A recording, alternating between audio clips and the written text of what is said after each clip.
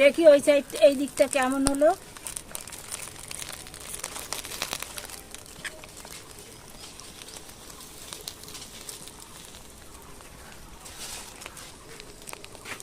এই দেখো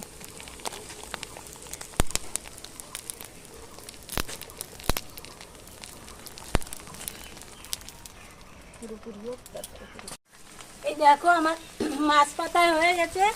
এবার আমি এটা নামিয়ে নেব। তো তোমাদের এভাবে তোমরাও এভাবে মাছ পাতায় দিয়ে খেয়ে দেখতে পারো, খুবই ভালো লাগে। আজকে